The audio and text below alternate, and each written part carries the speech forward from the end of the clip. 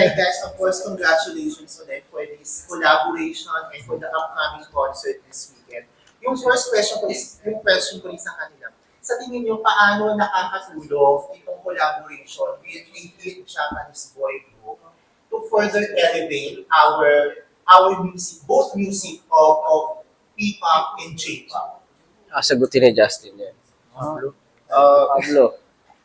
Zoe Nunal. Ako po, I'm just really happy to be able to meet these wonderful guys. Pwede ko silang sabihin kids kasi ang babata pa nila eh. Pero sobrang mga talentado to. And to be able to share the same stage as them during the Dunk Festival, sobrang nakaka-overwhelm. And it was an amazing experience for SB19 as well kasi first time namin sa Japan mag-perform sa malaking audience.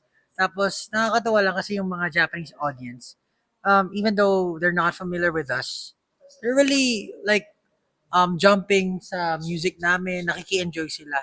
So doon pala makikita mo na kahit na hindi nila kami ganun kakilala or yung iba sa amin hindi kakilala, parang possible na ma-share namin yung culture namin sa kanila. And it's not impossible na talagang, di ba sa Philippines, very familiar tayo sa Japanese culture.